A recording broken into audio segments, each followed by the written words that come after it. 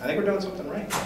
And they're mostly local people. It's not like we've gotten people from all over the place. You know, a few people from here and there, but all local people. Why? And right on our front page, it says some pretty controversial stuff. People don't care. Because they're at least willing to listen. Because our arms are open.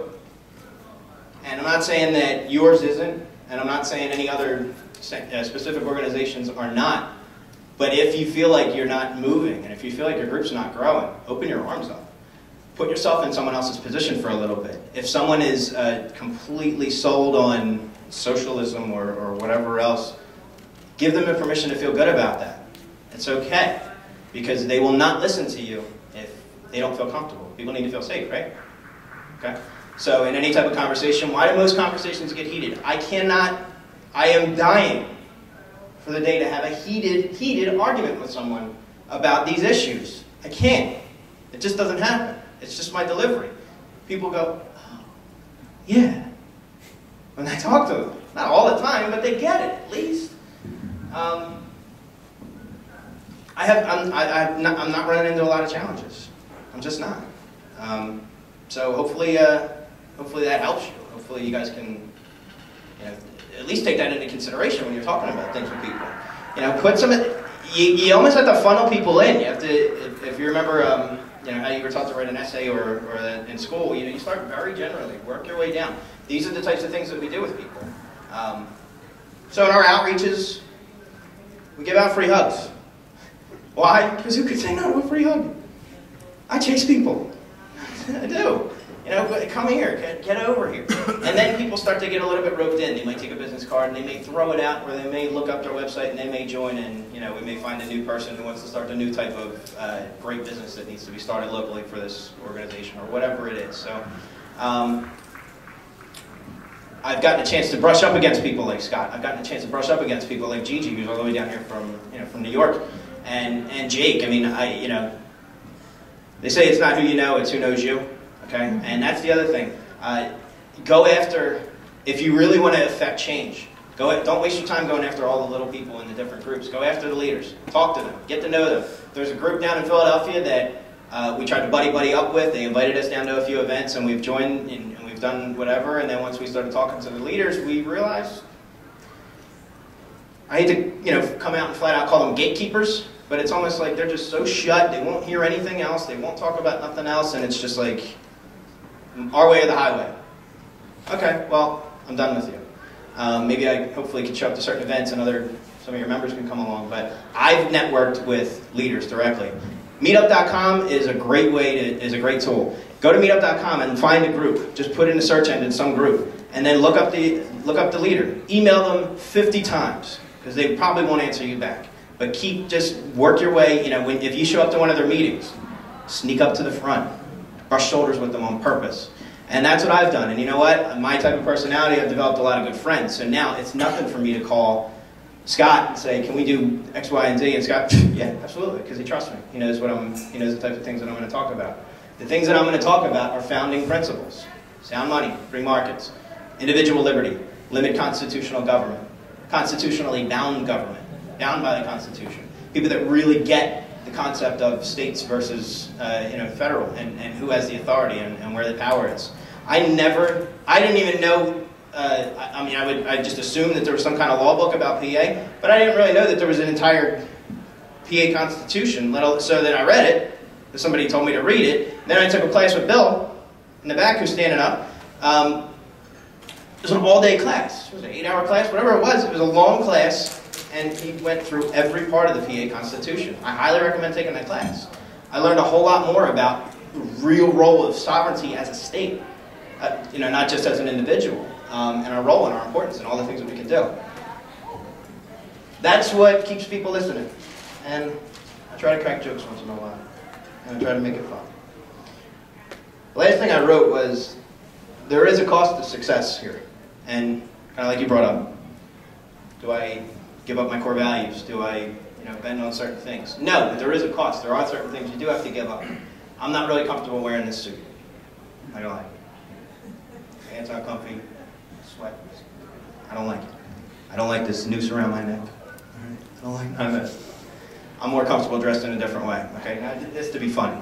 Okay, but I also know that I'm going to be standing up in front of a whole lot of people that might not listen to somebody that's got on a pair of jeans and a backwards hat and a t-shirt that says, "Come and take it."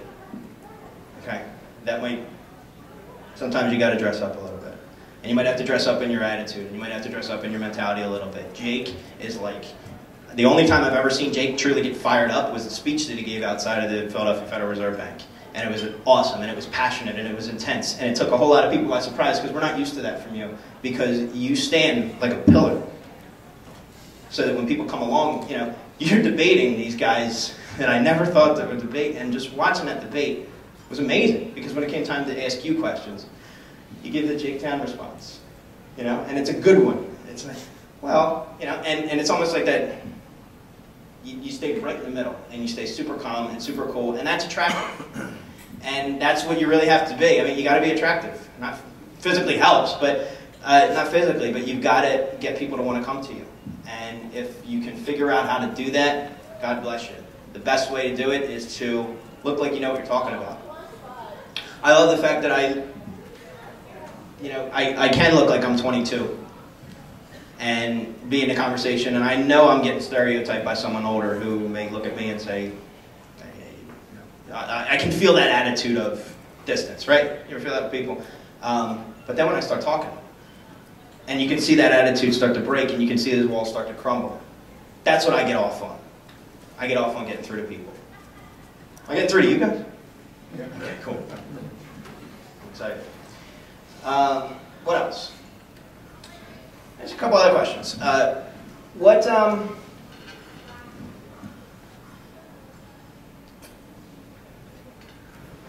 Before I get into all that, any questions from you guys? Oh, I covered so much. I got it all in, huh? Okay.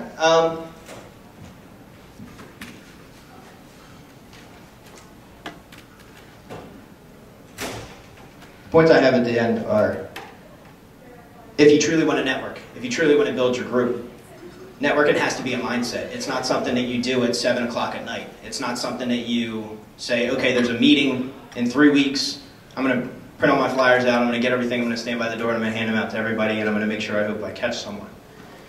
You can't delegate this networking mindset away from you. It has to be ingrained in you constantly. You have to smell it like you're a networker. It has to just pour out of you, so that you put yourself in front of opportunity. Okay, not everybody agrees with this organization, but I support them wholeheartedly, and that's called LEAP, and that's Law Enforcement Against Prohibition. These are 10 to 15,000 retired and active cops that want to see the drug war completely ended, because they're tired of wasting time fighting the war against drugs. Okay. They realize that they don't want to, they don't want to sell crack at 7-Eleven right next to the whatchamacallits and in between the Snickers. But what they do want to do is they want to stop this sanction that's away from them. Okay, it's kind of like Scott said. I mean, if you have to get a prescription, you have to go through your doctor, you have to go through all that stuff. You want to buy drugs, you give 2 kids $20. You give one kid $20 and you say, go buy me a case of alcohol, and you give another kid $20 and say, go buy me a bag of marijuana. Who do you think's coming back first? The kid and the marijuana, yeah, but, right. Take the weed. Right, so I talk about this, okay, and I wear a shirt that says on the back, cops say legalize drugs, ask me why. I wish I had this on film. 7-Eleven has it on film, but I don't. I'm at the ATM, taking out my money. On the back, cops say legalize drugs, ask me why. And I hear this real deep voice, cops say legalize drugs. Yo, I'm a cop. Why? You want to legalize drugs? I said, well, the cops do. So do I, but this is for the cops. And he said, what's that all about? Now, I don't come out empty-handed. If I wear a shirt like that says ask me why, I better be ready to answer it. So I carry a couple 10-minute DVDs in my pocket of LEAP.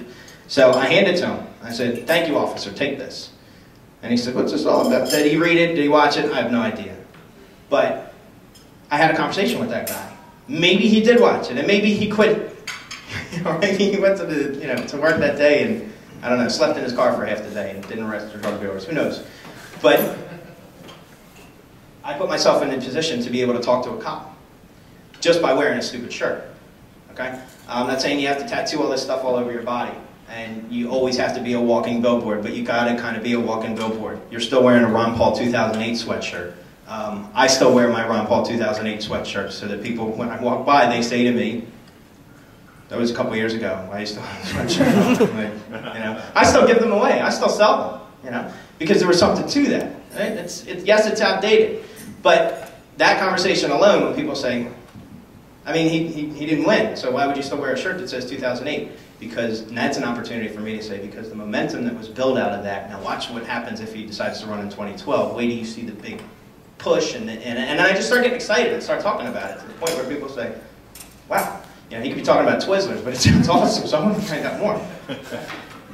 So, be attractive. Don't be afraid to talk attractively, too. I actually wrote down talk sexy. But I don't mean like, hello. Is that sexy? I have no idea.